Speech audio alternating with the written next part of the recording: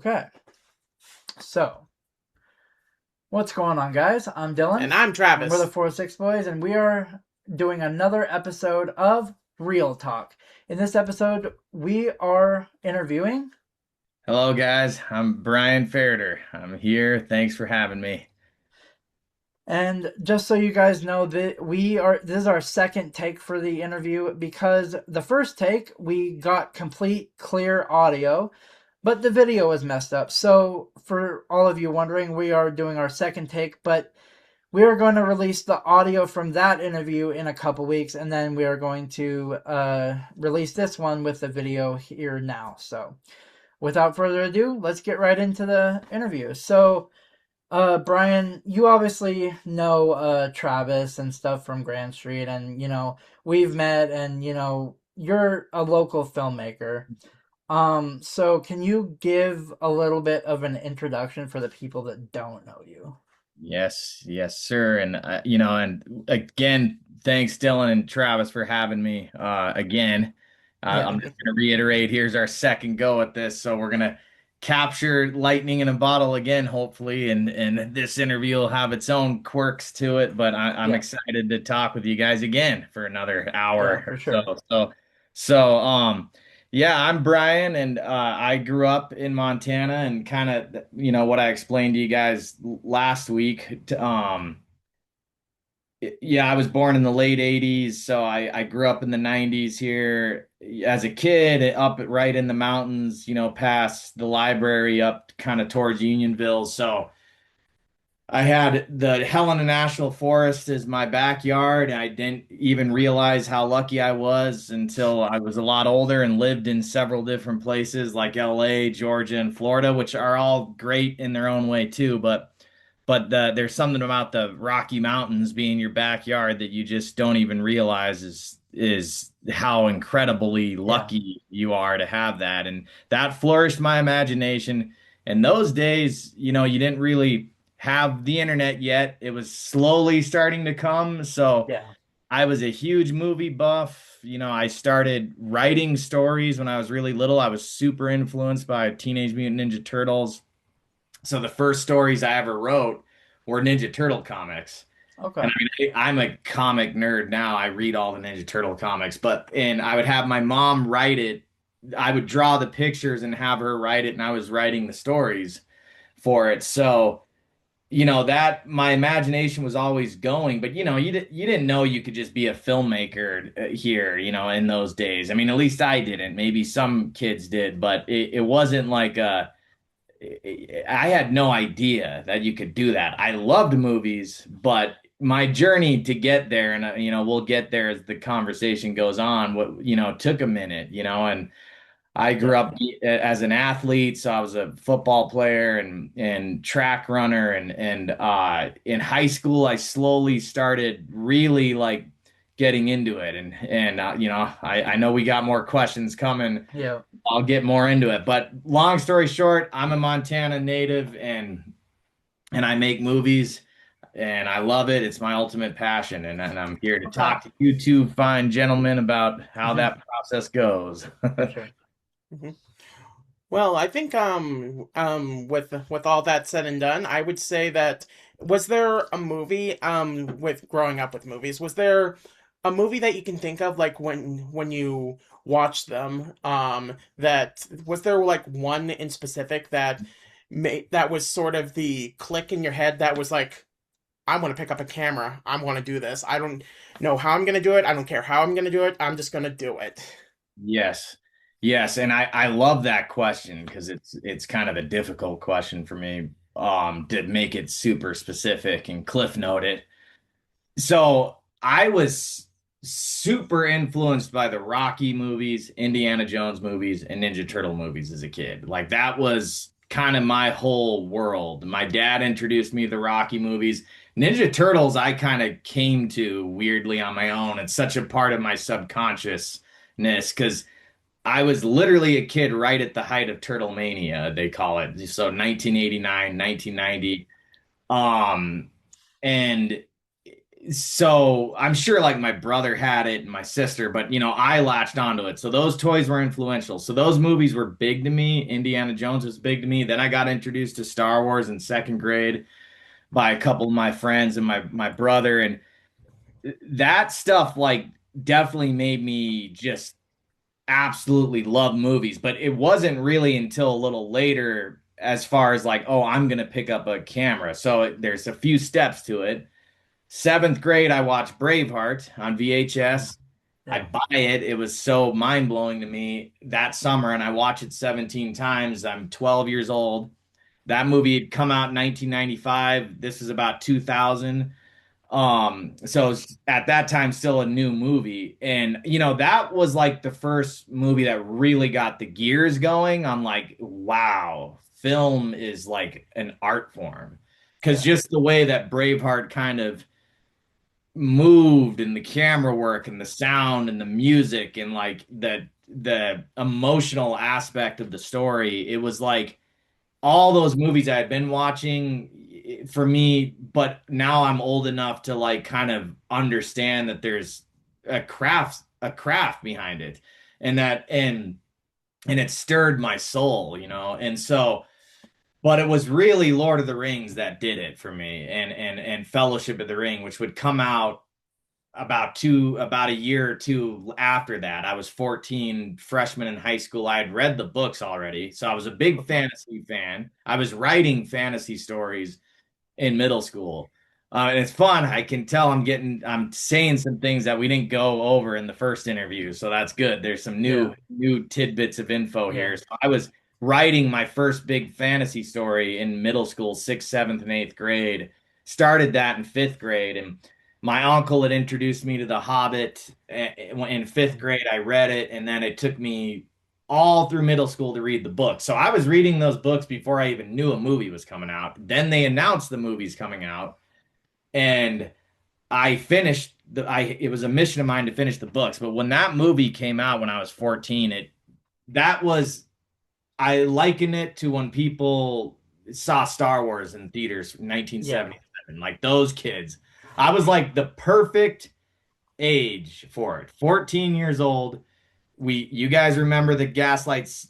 You're Yeah. old enough to remember Yep. the Gaslight. Yep. So it was the Gaslight Cinema, and this is pre-internet, so you can't pre-order the tickets. So me and my buddy, first in line, we skipped school. My best friend Dave, and then a few of my other best friends showed up later to join us. But we were the number one in line, which I'm showing this again. We're getting the visual Yeah. of so Definitely. I was ready this time for it.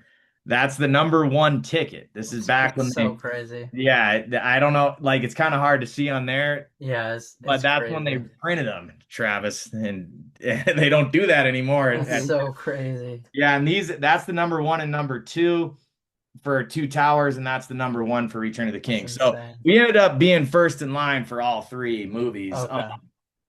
And my buddies kind of like honored me because I introduced them to it, so I got to keep the number one tickets. And we had the number twos. The only one we kept was the Two Towers, but we had the number two tickets for all of them too. But long story short, I mean, Fellowship of the Ring, that was like one of the greatest moments of my life. And I know it sounds funny because I've had some great, amazing moments in my life and Yeah. making my own movies and the people I've met. But that just, we were treated like royalty. We were these 14-year-old kids, and they let us in, and we got to choose the first seat, you know what I mean? And they gave us a Hmm. ring. And unfortunately mine was stolen, but my buddy still has his. Me and my Hmm. buddy both got a ring.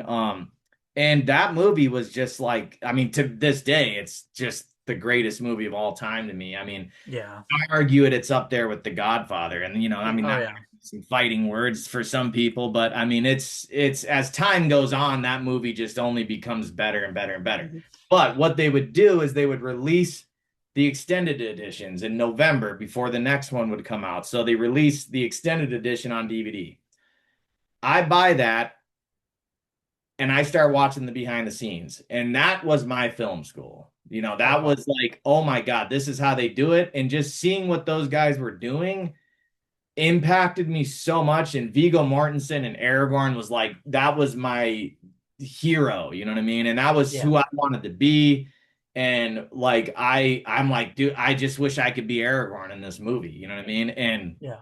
it shaped my whole identity. I mean, it's why I got long hair right now. I mean, it was how the Beatles shaped my dad's identity. You know, I mean, Yeah. he had his hair cut. I to this day basically wear my hair long all the time. I do cut it every once in a while, but it's always in the back of my head, like you Yeah. know, being Aragorn out in the mountains. And so I learned how they were making movies. And it would be my buddies in high school, you know, they kind of knew I was super passionate about it. What's weird is the classes I was in never had to make a movie. That's what was so funny about it. I was in these like the English classes. I loved my English classes, don't get me wrong. I loved it, but we never really had to make movies. They did. And so they started asking me to help.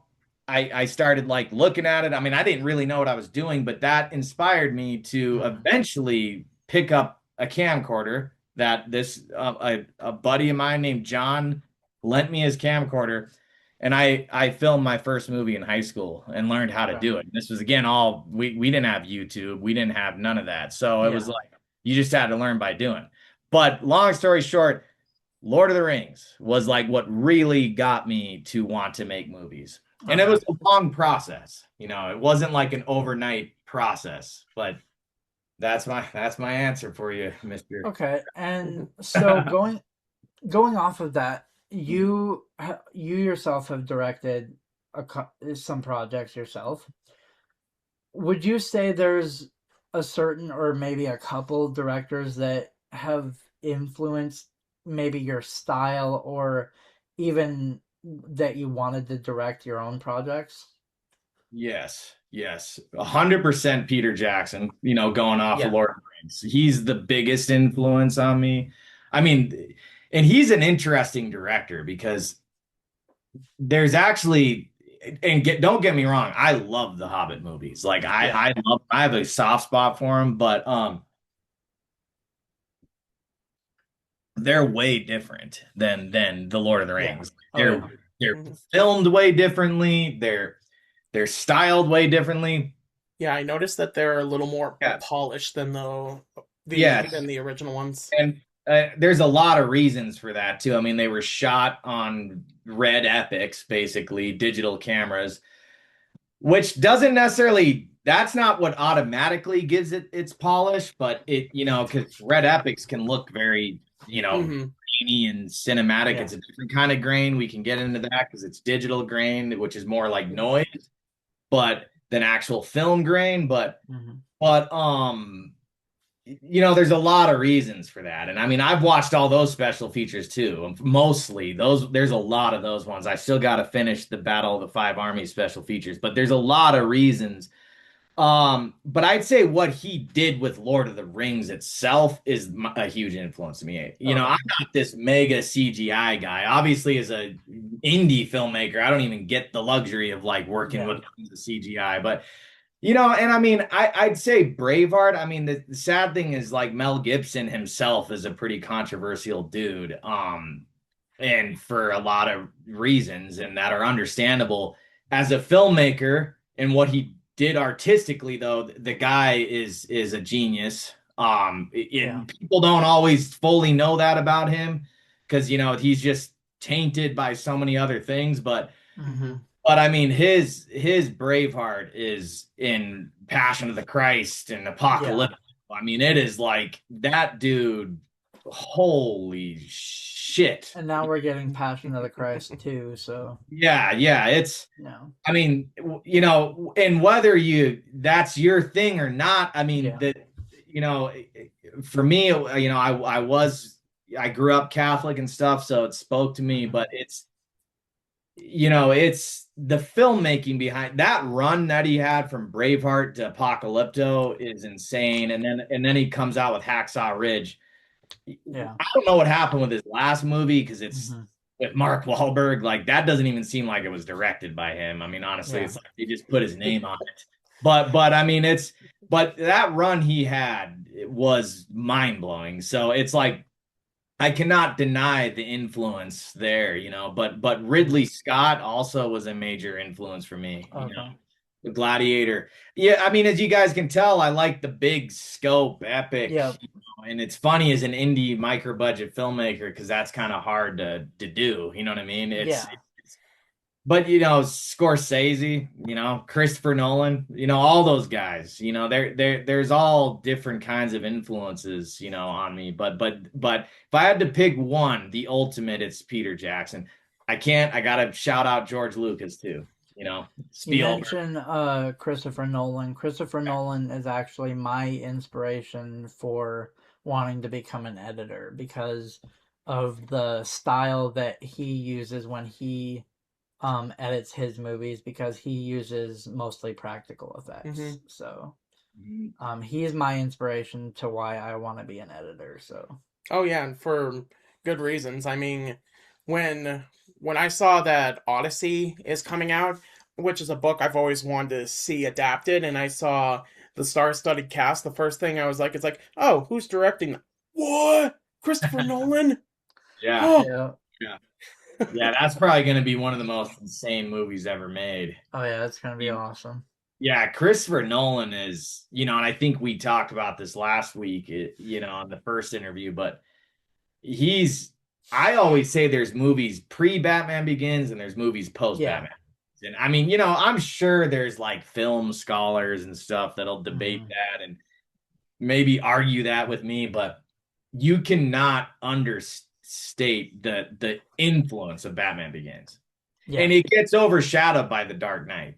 And Yeah. it's funny because it's like Return of the King to me was like this apex. It was like that ended an era of cinema. Like, and that was the Hmm. era that I grew up with. It was like that 90s lush cinema. Like there was, even though 90s had some dark, weird stuff too. I mean, the 90s had Yeah. a lot of like dark, weird stuff, but there was also this kind of like romanticized lushness with movies like Yeah. Titanic and Braveheart and Gladiator and all those crazy, The English Patient, and there was like it was they leaned into emotion, and the Yep. music was very melodic and big, and that's a huge influence. I mean, my movies, if you watch them, have that same kind of lush feel to them, and they're very driven by music.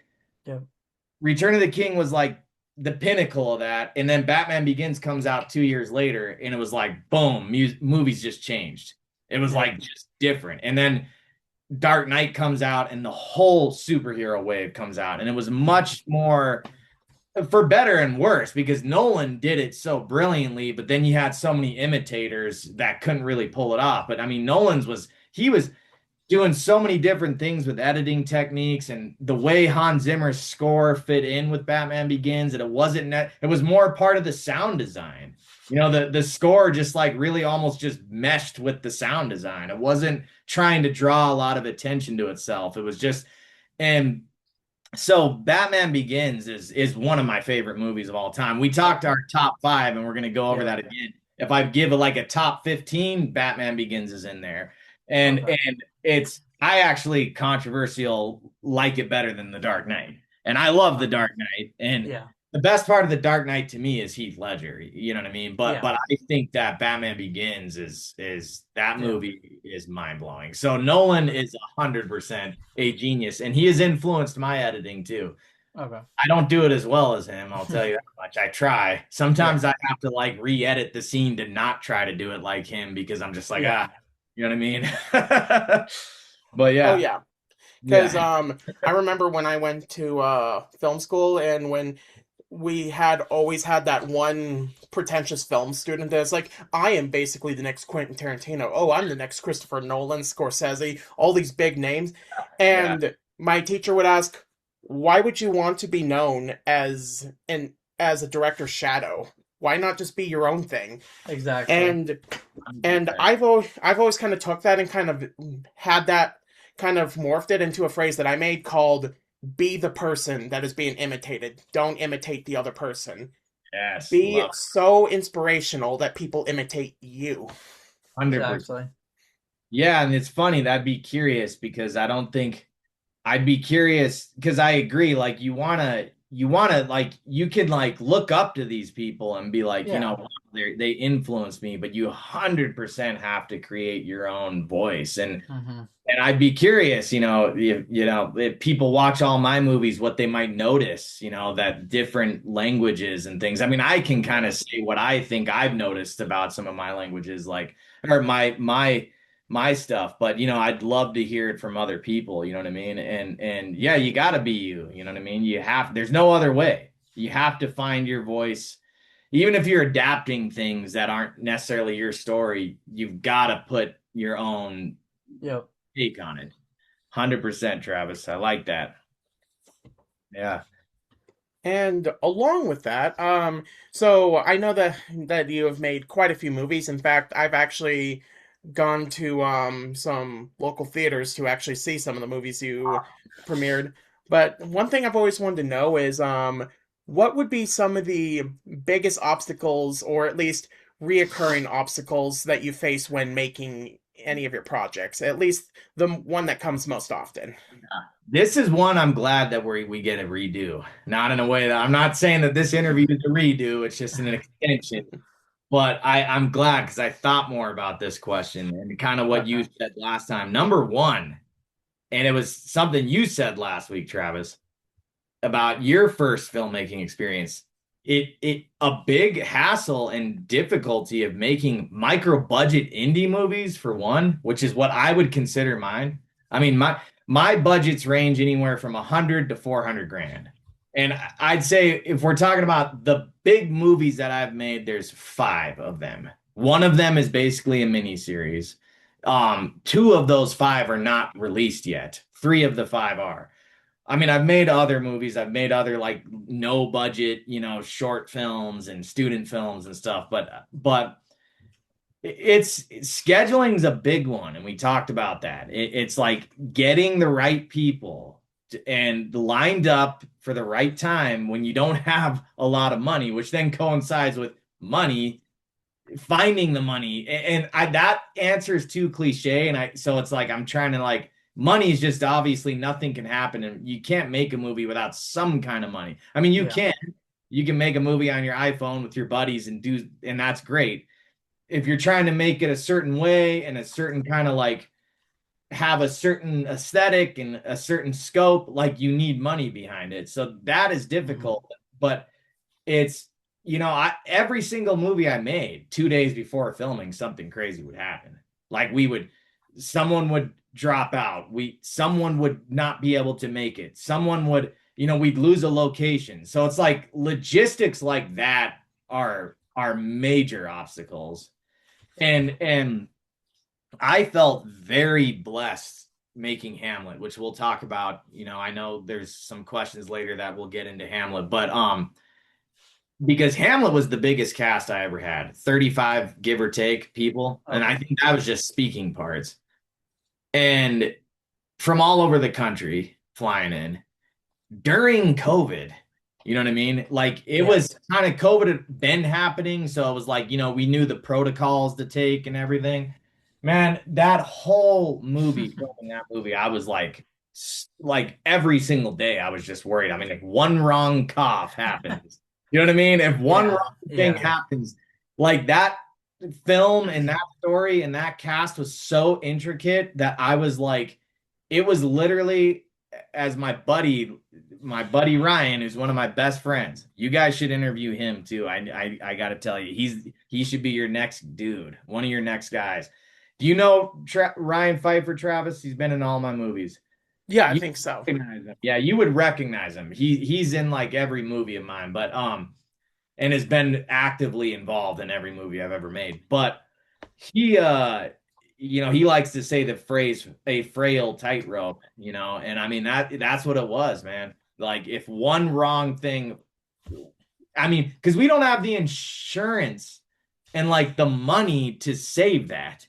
Like Yeah. that's the difficulty of a micro budget movie. You know what I mean? It's like if if this person drops out and you filmed 3 scenes with them and like you know what I mean, and you got it like that's so I've been fortunate. No major thing has ever wrecked a movie of mine that bad. I've been lucky, but it's also like we learn, to pull that off too. I mean, you got to create an environment that people are going to want to be there, and it's it's difficult, I mean, and I'd say that logistics surrounding cast, crew, location, scheduling are very difficult on a micro budget. Okay. I mean, then I love to talk about the crazy weather that I've Yeah. on every single one of my movies, but that's almost like fun. It's like almost like kind of it's almost masochistic of me, you know what I mean? It's like, Yeah. but weather can be difficult too. I seem to always end up filming my movies during crazy extreme weather conditions because it looks cool on camera. Yeah. But something, and I said this in the last interview, when you're making a movie, you got to try to like reframe it. There's obstacles, there's difficulties, Mm-hmm. but and when I was younger, I struggled with this. As I've gotten older, I really work on this because, as I say it, there's people going through real tough, crazy stuff all the time. Life itself is tough, you know what I mean? Mm-hmm. Dealing with your own personal obstacles. So it's like making a movie, it should be like you just got to lean into those obstacles, because we have a gift, we have a privilege to do that. You know what I mean? If you have the privilege to be on set with a camera, it's like you can't get too hyper focused on the obstacles. You just Yeah. got to move forward because we're doing something that so many people would love and want to do. Yeah. But yeah, it's not easy. Making movies 100% not easy at all. If Mm-hmm. it was, everyone would do it. Exactly. Because it's the funnest job in the world to me. Exactly. Yeah. But yeah, I hope that answers it decently, Travis. You know Speaking about of your speaking scheduling. of your projects, do you have a personal favorite you worked on? Yeah, and this one, you know, this question I kind of thought about a little more too from the last time. Um, I was like, do I have a different answer for it? And this one's so tough because every single movie I make is like one of my children. I don't know how Yeah. else. It's like, I mean, Hard to choose one. yeah, you love them all. And the greatest memories of my life, there are some that don't deal with filmmaking, of course. But I'll tell you, anytime there's like a movie involved that I was involved in making, it ends up in one of the greatest memories of my life, Yeah. the greatest moments of my life. So they are all equally incredible to me. Am I hard on them all artistically? You better believe it. Like there's things I've Yeah. had to learn from each one and things that I've like, I've critiqued of my own films and how I wish I could have been better when I was 23 making my first big pro feature. Like Yeah. what, but you're 23, man. It's like Exactly. I had to make it to learn, and that's Crimson Winter, which I'm sure you've seen, Yeah. Travis. I'm sure that's one of the ones you guys have, maybe Dylan's seen it, Mm-hmm. but yeah, but ultimately up to this point, it's Hamlet again. I Okay. couldn't come up with a different answer. I'm like, it's Hamlet. And Hamlet, we talk about obstacles and difficulty. That one was the psychologically the most difficult one for me. Okay. Basically, I filmed it from 33 to 36 years old. It took me Okay. 3 years to film it.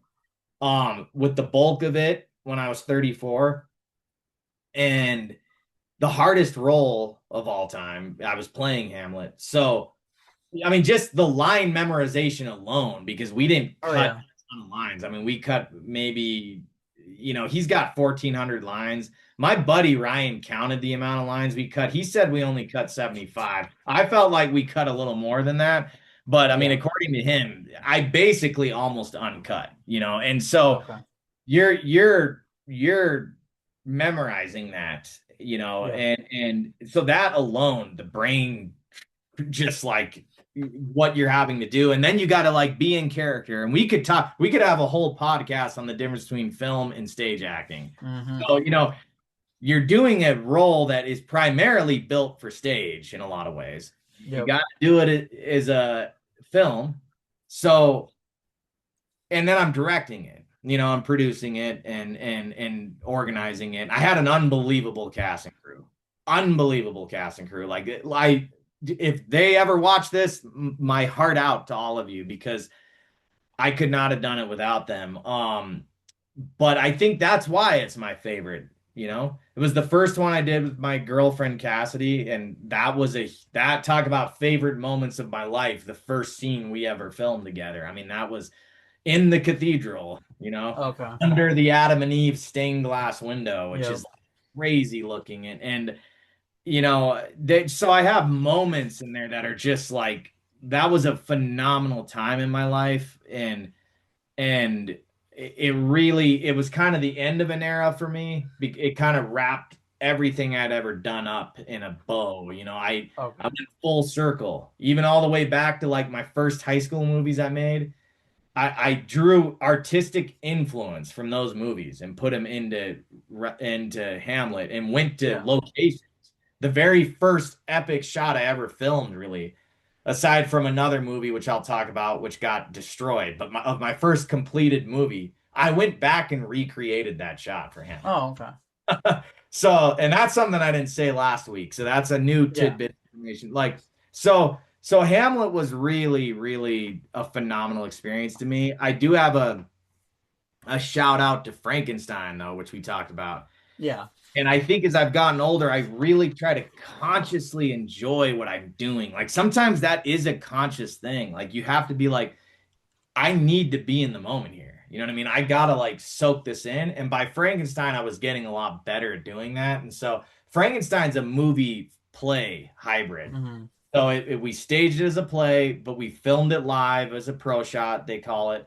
And but then I went on location and filmed a few select scenes on location. So that was a phenomenal experience for me too. You know what I mean? Okay. It's funny, the last two movies, the last two big ones. I mean, but I've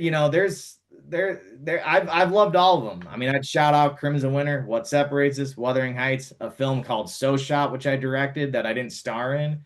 Okay. Which that was a great experience. I loved doing that because, just I super got to focus on the directing, and that was written by my good buddy Troy. And we shot that in LA. Oh, One okay. thing I didn't get to go into last week, man, is I got a story. Every single movie I made, there's some story where we're like, I don't know if I should be saying this online, but we're kind of bending the rules a little bit. You know what I mean? Like we're having to jump over fences, film things that you're not really be filming. Like, and one example is So Shot when we flew a drone at the Hollywood sign Oh and the gosh. LAPD started circling us in a helicopter. I mean, it was crazy. It was crazy. You know what I mean? So but yeah, they're all great, but Hamlet's so far Okay. up to this point. So it's interesting that you also bring up Crimson Winter because because along I saw Wuthering Heights as well when it came out, but I remember Crimson Winter was the one that I saw opening premiere night. I remember because I remember you were there that night. Yeah. So that always, when watching that, that always made me think of a question that I've wondered since then is what goes through your head when you watch people watch when you watch them watch their final product? I love this question, and I'm glad we got to because we didn't get to it last week. This is one we didn't get to. So, um, that is the one of the most thrilling experiences you can ever have, honestly. I mean, and it's honestly one of the like craziest experiences too. I mean, it's one of the like it's I mean, it's nerve-wracking too, you know what I mean? It's nerve-wracking. And I mean, I'm a very like kind of big picture kind of film guy. Like, I mean, honestly, I should be making movies like on one location with two actors, that like Yeah. figuring out how to do that, which can be very difficult in its own way. But Hmm. I'm trying to make Braveheart and Lord of the Rings, you know what I mean? Hmm. The reality is I don't have the kind of money to fully do that. You know what I mean? So my movies have been hated on for that too. I'm just gonna be straight up honest. Here's the thing, and I said this last week, and I want to say it again this week. I have read some of the worst things that you can ever read about yourself online. I Okay. mean, haters online can be crazy.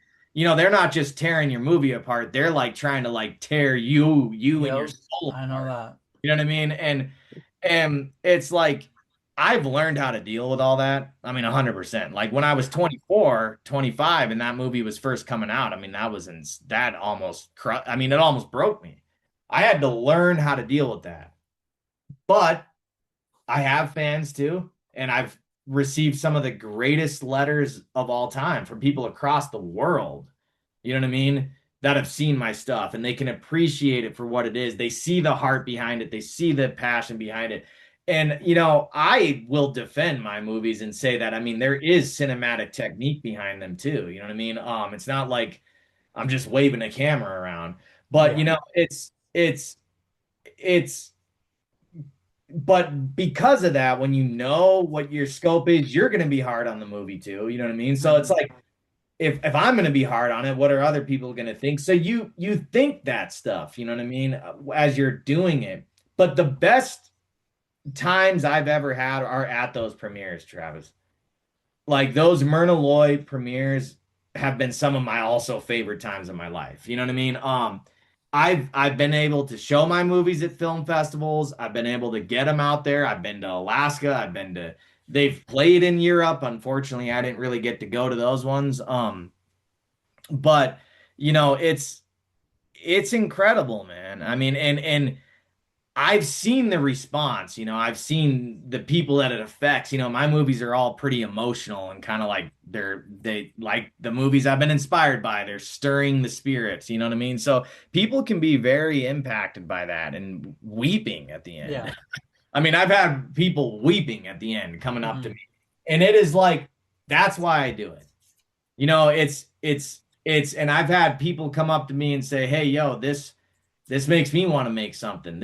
So if there's a okay, hundred haters on it, but there's like one person that gets something out of it and like yeah, actually wants to move forward, like that's what it means to me. But yeah, showing my work is one of the greatest, most fulfilling experiences. definitely, It's kind of up there with acting live on stage, but it's yeah, different. They're similar but different. And so it's a gut-wrenching, nerve-wracking, but thrilling. It's amazing. And I can't wait to show Hamlet. oh I yeah, can't definitely, wait. But it requires patience. I mean, I started filming exactly. Hamlet when I was 33. I'm 39 now. In the last interview we talked, I was 38. I'm now 39. But I mean, by the time I actually show Hamlet to the world, I mean, that movie's so big, it could be almost 10 years.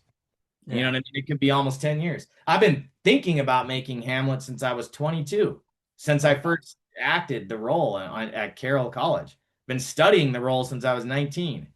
yeah, That's half my life. You know what I yep. mean? So it requires patience, but it's a thrilling experience. So with all this like going on in your career, what do you think is one of or a couple of things that has like really kept you motivated throughout your career to like really keep going and like not want to stop like directing or acting or writing? Like what's kept you motivated? Yeah, and I'm not gonna lie. I mean, there are times I literally heavily consider retiring. I mean, there's been times I'm like, what am I doing? Hmm. Why do I do this? You know what I mean? Yeah. And you know, up to it's like I said I'm 39. There's definitely I still work day jobs. I still have to do stuff, you know what I mean? Um there's many times I thought I would have been farther as far as like lucrative or not that it's Yeah. ever been about money for me. Obviously, it hasn't. If it had, I Yeah. would definitely have stopped doing this a long time Yeah. ago. But wanting to make a living of some kind, wanting to work with other incredible directors. I mean, that's the other crazy thing is like I kind of have directed myself for a lot Yeah. of my life. You know what I mean? There's been times I've acted in some projects and I've been lucky, but as an actor too, I love working with other Yeah. directors.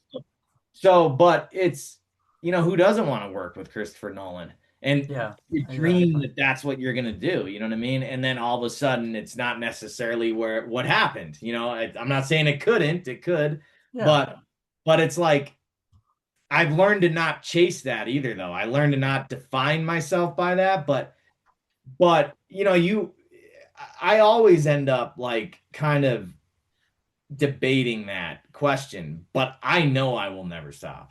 You know what I mean? It's like at the end of the day, like those are so fleeting when it happens, and I'm like, Yeah. and so what happens and what I've realized, and I kind of thought about that question too since the last week, and it's going to be the same answer. It is an obsession for me. It's a complete, like I number one have OCD. And Yeah. what's been crazy about talking to you two, and I've loved it. It's been really fun. These last two conversations. This is the first time publicly I've ever talked about that. Mm. You know what I mean? I have never really, I'm not in a newspaper interview, not, it's the very first time. Okay. And so I have actual and clinical OCD, like, Okay. and it that has been a struggle for me. My whole since it really kicked off when I was about 22. It started really kicking off. Yeah. Then 25, I had a life altering event that like major kind of spun it to a whole other level. You know what I mean? Okay. And I dealt with that and still do to this day. But the good thing about OCD is, I mean, I have made all these projects out of pure obsession, out Okay. of like an obsessive drive to do it. And what's funny is, I think, deep down, it always weirdly, and I said this last week too, it starts with like the kind of roles I want to play. Yep. It's like, man, I want to do that next. You know what I mean? I'm trying to do this next. And so then it's like, well, I need to do this and I got to get a script like this and I got to, Yep. I never waited for another director to give me the stuff I was trying to do. Yep. I couldn't do that. I tried numerous times and I still do. I mean, I have a manager in LA who love him. Shout out to Walter and guys that get me on auditions and stuff. I mean, I've worked on stuff, but I can't wait too long. You know what I mean? It's like I'm like, what am I doing? I'm playing Hamlet. I'm doing this. I'm playing Frankenstein. I'm gonna play this Yep. kind of role. And so it's an obsession, but that obsession, and when I started having to direct myself and direct the projects, I grew to absolutely love the entire craft of cinema. And Yeah. and now I do actually consider myself a director. Like, I Yeah. mean, for a long time I was just like, I'm doing this as a necessity. Like I am a director. Anyone that directs a film, they're a director. But I was like, I'm an actor first. I'm an actor first. Exactly. No more. You know what I mean? It's like I'm just a filmmaker. That's what it is. And I do a lot of it. You know what I mean? And acting and directing are the two I primarily do the most. And I'm equally passionate about both of them.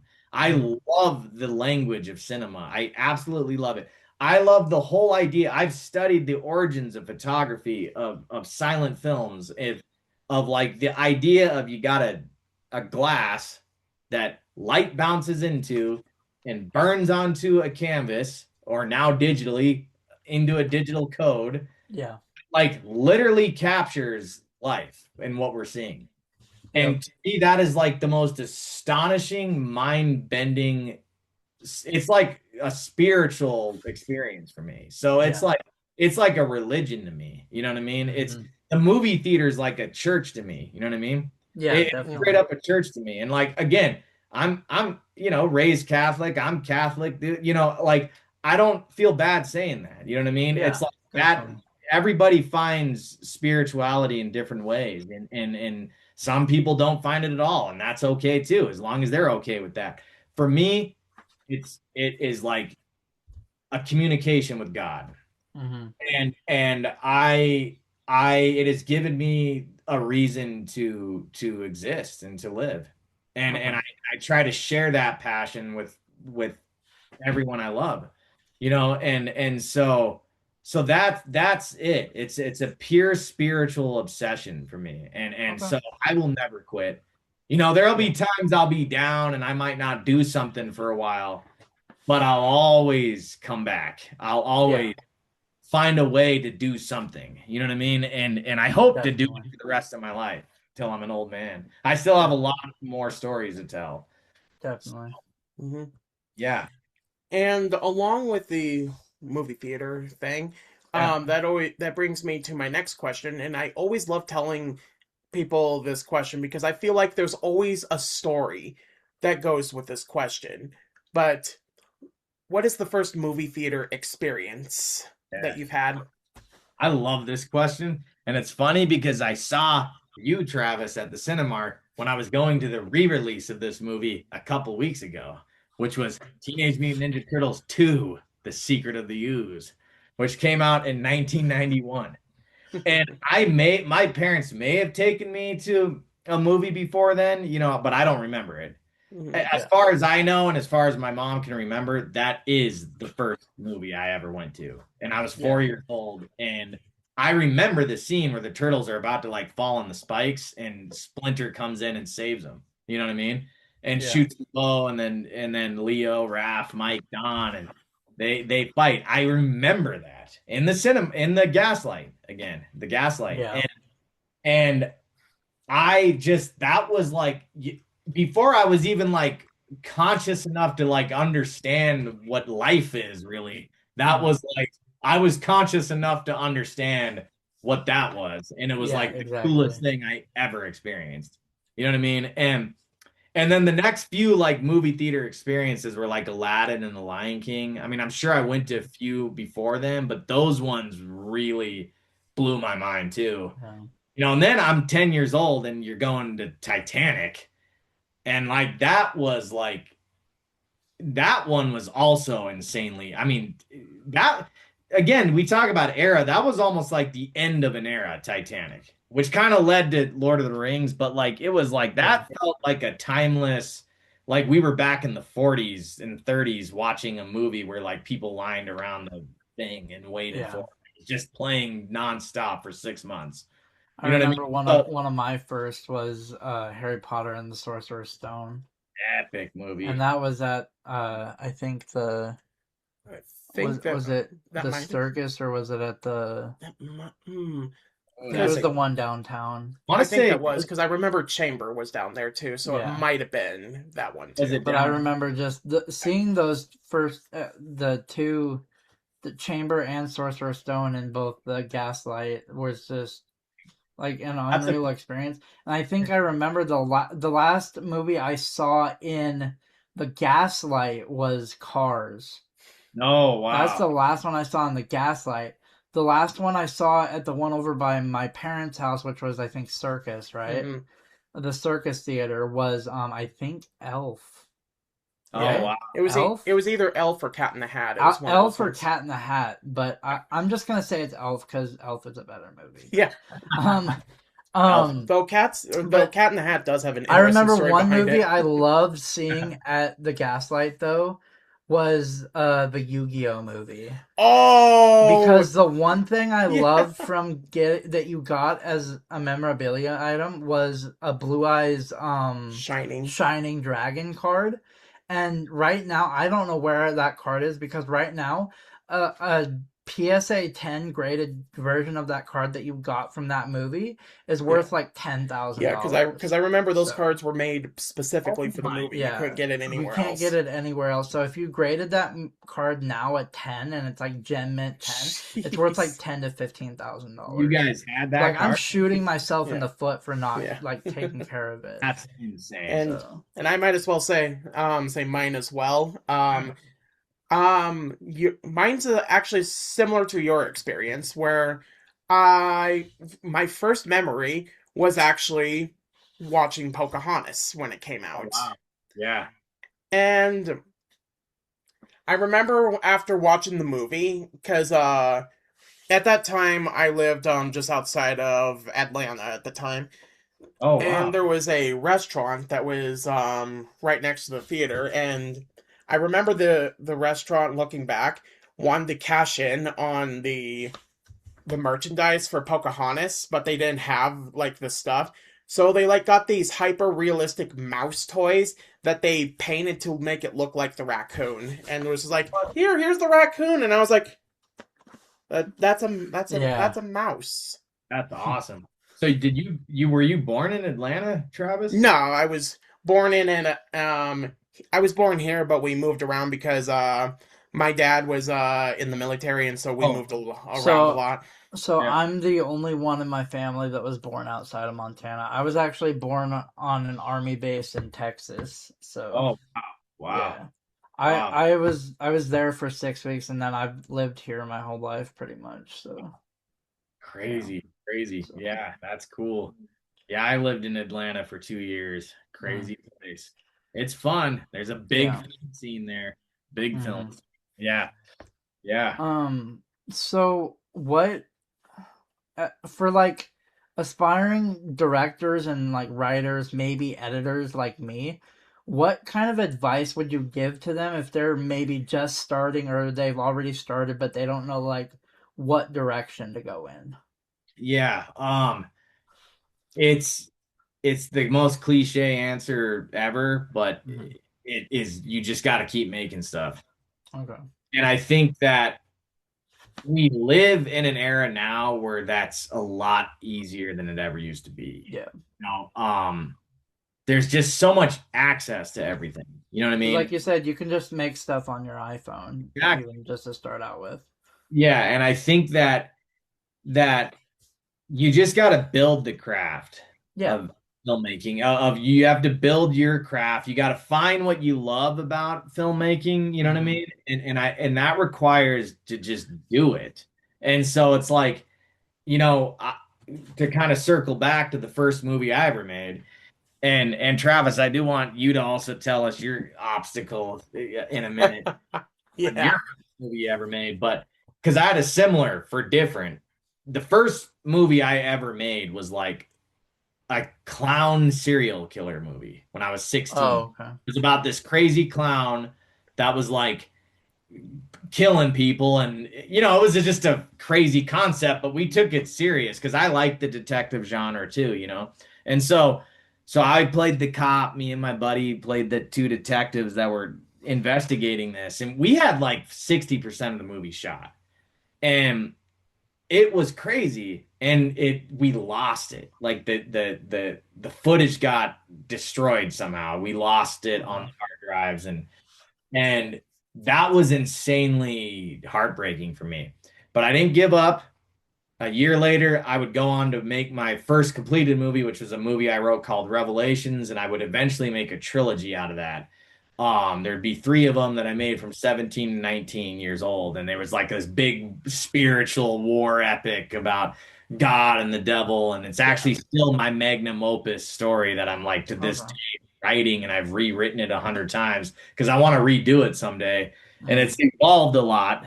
But what's funny is the mega story beats haven't changed that much since Yeah. that original story. But that was just me doing it. I made four Yeah. movies, by the time I was 19.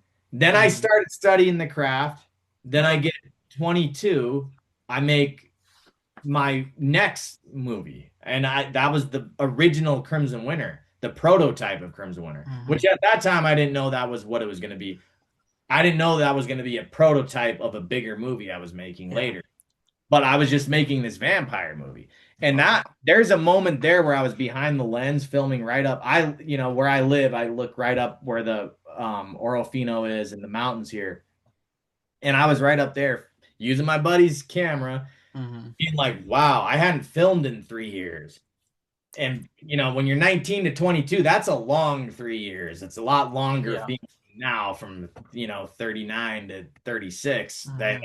that doesn't feel as long. But I was like, this is what I've been missing. That was Yeah. an affirmation for me to keep going. But so I made 5 movies by the time I made my first real movie, Okay.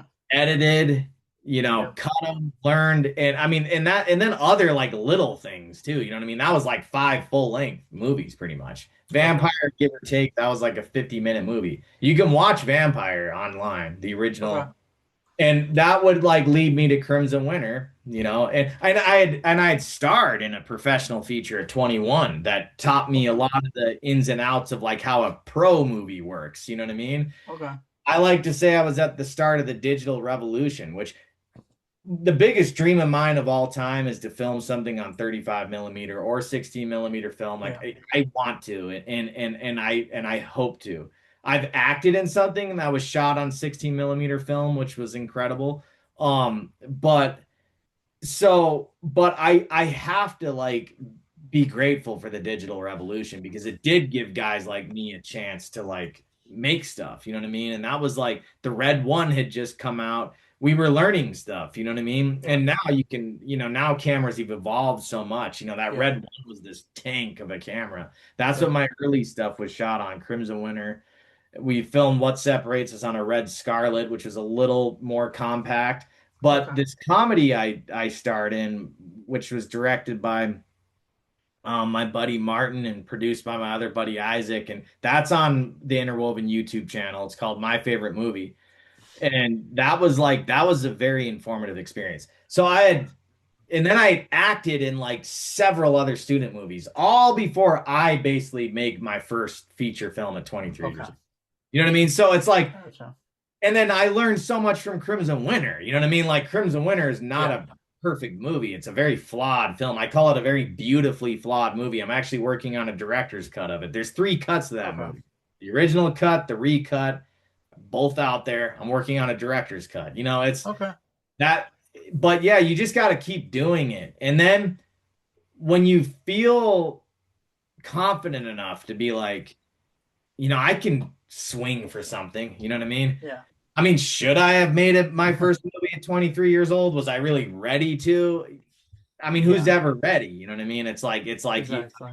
I could have procrastinated, and you get those guys like Robert Eggers that just hit a home run out the gate and make The Witch. You know what I mean? And then he's Yeah. on The Lighthouse, and I mean that would have been awesome if that was my Yep. career, but it's not. I mean, you know, I've worked in the micro budget world, and I'm going to be 40 almost, and I hope to finally get to that.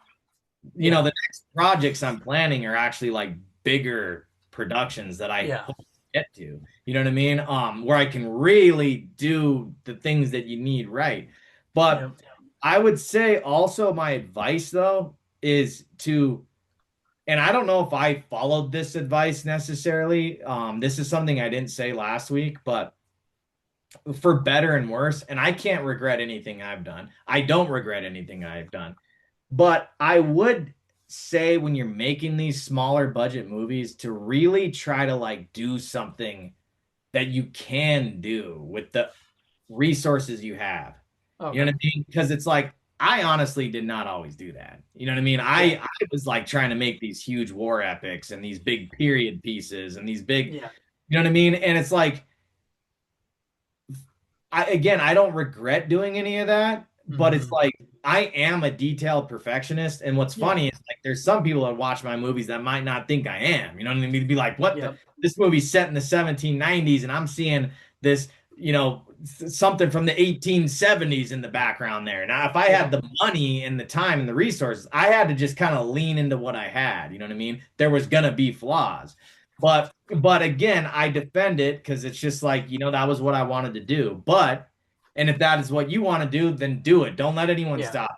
I mean, that's so in a weird kind of contrast to that Mhm. same advice, I suggest doing stuff that you really have access to Okay. and doing Mhm. something small with a couple actors and in just a one or two locations. But at the same time, don't ever let anyone tell you to not do something. For Like, sure. I mean, had I listened to everybody that like told me not to do something, I would have never done it. Yeah. And again, on that note, I've had a lot of encouragement too. I've had amazing people in my corner throughout the last Yeah. 15 years of me doing this. But yeah, you just got to keep going. Don't listen to the haters. That's all super easier said than done, but it is that simple. You know what I mean? Yeah. Keep making stuff. Um, Before we end and go on to our top five favorite Oh movies yeah. of all time, do you have any projects besides the ones you've mentioned you're working on currently? Yeah, um so the every movie I've directed and starred in for the most part is out there right now. Okay. You can find it either on the Interwoven Studios YouTube channel Yep. by just looking my name up, you can find them. Um, the few that aren't, I do have a few that are coming soon. One's called So Shot that I mentioned that I Yeah. directed that my buddy wrote, and that'll probably be the next one that I directed that's actually released. Okay. Where it's released yet, I don't quite know. I'm sure it'll be on like Amazon and YouTube and um Hamlet is the big one that it's Yeah. still probably a few years away. Okay. Unfortunately, I mean, it's a 6 part Yeah. mini. So it's like, but that's like, I'm definitely going to do some kind of premiere for that For here sure. in Helena at Myrna Loy. Like I have to, even if it's just the first episode, and then I might do a private screening of like the whole 6 part series for the Yeah. people, diehards that want to see Yeah. it. You too. You know what I Yeah, mean? definitely. So, We'll come so see that for sure. yeah, and that's gonna be for diehards only because that's a 5 hour movie you're basically gonna Yep. be watching. I sat through The Brutalist. I can take care. I can take on it Yep. on. Yep. Yeah, and Hamlet actually moves. I mean, you want to talk about I was really studying a lot of Nolan stuff to just keep the drive on Hamlet. Even though it's 5 hours Yep. long, it's moving. But those are the next big ones that are coming Okay. out. And then I've got Frankenstein. It has to be edited and released, and that'll go on my YouTube channel. And then I've got Okay. filming a fantasy movie, like a short film this Yeah. summer. That's Okay. kind of pays homage to like Lord of the Rings and Conan the Barbarian and stuff. And then I'm writing one based on my dad. And that one, it's a fictional piece. It's not a biography. It's inspired by my dad. Okay. I don't want to go into too much details on it, but it's Yeah. about this boxer, basically, this retired boxer, and set in Butte, Montana, and then some of it's set in Okay. Las Vegas too. And it's just a super Cool. crazy story. I've been writing that story for a long time. I've been Okay. working on the current draft alone for 3 years. And I Okay. got some people in LA that are helping me and backing me on it. And, I'm just in the rewriting phase because that's the movie that I really actually hope can build a career for me. You know what I mean? I'm Yeah. trying to raise a substantially larger budget than I've ever raised before. And I'm Yeah. trying to just like do every piece of that movie the correct way, you know what I mean? And trying to Yep. actually get it out there, you know what I mean? So I'm ready for that, Yeah. But that'll be a few years before it Okay. gets made, you know what I mean? But yeah, Yep. that's the stuff, and I'm sure there's Cool. always other little things that come up in here, and Yeah. I'm sure I'll be acting and stuff and For sure. doing stuff, But yeah, So before we yeah. end, we're all gonna name our top five favorite movies of all time. Yes. I'll start. So mine are actually listed in order. So number five would have to be Labyrinth, Yes. with David Bowie. That's just one that's I've always loved. Number four would have to be uh, Wolf of Wall Street. Again, Scorsese is one of my favorite directors. And I just love Leo. He's in my top five of actors. Number three would have to be Silence of the Lambs. Yeah. That's probably one of, if not my favorite, like horror slash thriller movies. Number two is Harry Potter and the Prisoner of Azkaban. That's my favorite in the whole Harry Potter series. And number one is one where I read the book in high school, and then I ultimately fell in love with the movie, and that's why it's my favorite movie of all time, which is The Green Mile. So, Yeah. Yes. yeah. Phenomenal top five. By the way, to answer a question from last time about the whole Ben-Hur thing, apparently we are gonna get it, but it's gonna be sometime months from now. Please let me know when you get it, Travis. Oh, Yeah. I'll make sure you know as soon as I know. Speaking of Silence the Lambs, that's supposed to come into the Cinemark too again. Yep. Yes. Yep. And I'm going to that Oh, for yeah. sure. Yeah, I think Yep. Fight Club is coming up soon. What? My God. Fight Club's in my top 15. Yep. Yeah, but we'll do yours first, Travis. All right, so usually not in particular order because sometimes I arrange them every now and then, but I would say one of them for sure is Who Framed Roger Rabbit because that was the first film that when I saw it on VHS.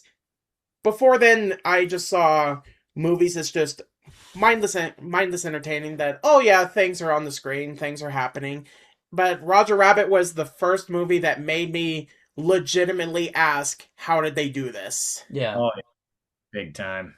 Big time. And even after watching how they did this, I was like, this is still, Mm-hmm. I'm flabbergasted that they were able to do Yeah. it. Um, I would say one of them that kind of comes in and out at times would be Jaws. It Oh was yeah. actually technically the first horror related thing that I saw because I saw it on TV when I was about 7, and just the mental image of the kid getting killed by the shark was a scarring image in my head for a while. Yeah. Um another a third one would have to be definitely It's a Wonderful Life. Yes. Um and for a while that was probably my favorite movie until I would say 2022. Another movie that actually spoke to me in very similar lengths would have to be Everything Everywhere All at Once. Oh, crazy. Yeah.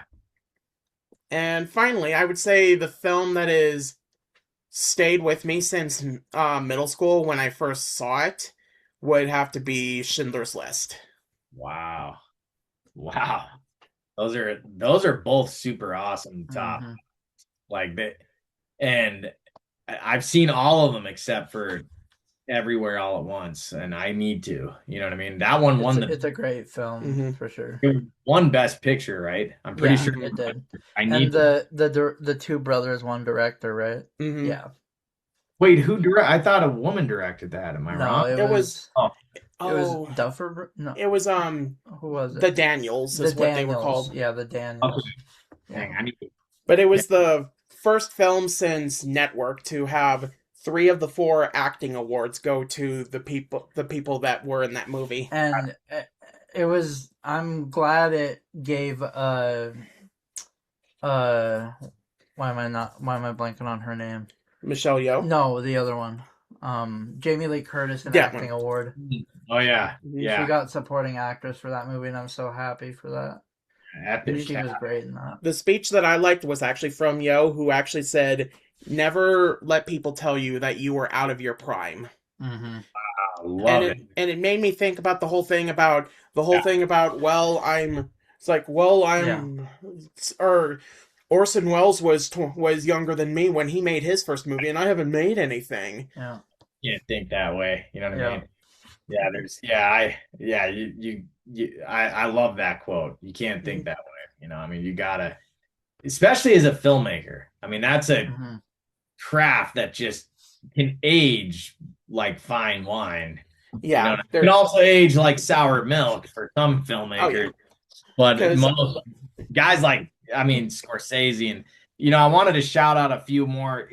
It's a Wonderful Life reminded me of Akiru, which is Akira Kurosawa. You should watch that movie, Travis, if you like It's a Wonderful Life. It's different, but it's similar themes, and and it made me think of like my indie dudes that I love. Like, I mean, not really indie, but they're kind of like more old Yeah. school, but that's like Ingmar Bergman, the Swedish director, Werner Herzog, Akira Kurosawa. I mean, those guys were big Yeah. influences on me too. Because I mean, especially for the micro budget stuff, like Ingmar Bergman. You guys know him, Swedish director. Yeah. He made like Seventh Seal and Mm-hmm. oh yeah, yeah, yeah. The Strawberries. one is that the one with Persona. the Grim Reaper playing chess or Yep, something, or am I yep. thinking of something else? You are. I own the Okay. whole collection. I own all 39 of his movies or something like that, give or take. It's not every Yep. single one of his movies is in there. That's the crazy thing some of those guys got to do back in those days. Just make like 40 Yep. movies. That's insane. But yeah, but I love both. I mean, Silence of the Lambs, that's probably when I say it's in my top 25, that's saying something. Because if we were to do a whole top 50, I mean, my top 50 are Yeah. all my favorite movies ever. Yeah. You know what I mean? So Silence of the Lambs is up there for me. My top. I got to do the same thing last week just because I have to shout out Yeah. a movie, so I got to do my top six. Empire Strikes Back, number 6, and then it goes Gladiator, and then it goes Rocky 2 because Yo Okay. Adrian did it is like, Yeah. oh my God. You know what I mean? Mhm. Rocky 1. The top three are interchangeable, starting with Rocky 1. Like it just literally any given year, then it changes those top three, but Okay. they're basically all my top one. But it's Rocky, Braveheart, Fellowship of the Ring. Okay. Fellowship of the Ring is probably my ultimate favorite movie of all time. Okay. And the Return of the Jedi and the other Lord of the Rings are in my top 10 too. And then Okay. Last of the Mohicans is that'd be my full top 10. But Gotcha. Fellowship, just there's something about it. It hits all the notes for me. Yeah, so we want to thank you, Brian, Or for two. taking Yeah. the time to do this interview. We really appreciate it. You're a local filmmaker, and we wanted to interview someone more close to home to start off with. So, Well, and I want to thank you guys too, because this is I want to say the first podcast I've ever done. okay. And I hope to do more because Yeah, it's been definitely. We definitely want to do one solely focused on Hamlet when yeah, it comes out, yeah, or yeah. when it's gonna come out. 100%. Yeah, I mean, I'd love to do more with you guys, and I appreciate you Yeah, taking the time and for sure. appreciate you guys doing this channel and Yep. I'm rooting for both of you too to make your own stuff. Yeah, Yeah. we're gonna release our next short film this summer. I just have to. We have a couple closing shots to do, and then I just have to edit it, and then it's going to be released this summer. So, To see it. And I yep, guess they'll have to listen to that'll get you guys to listen to the audio one because yep, Travis' stories in that yep, audio for sure. Yes. stories. So, So, but yeah, you guys are awesome. I appreciate it. Definitely thanks for having me yep. and looking forward to meeting again. So, so if you guys like this video and you want to see more podcasts and you want to see a Brian again on a podcast, hit that subscribe button, smash that like button, and turn on notifications so you get notified when we upload videos. I'm Dylan, And I'm Travis. and this has been the interview with Brian Ferriter, and we're the 406 Boys. See ya.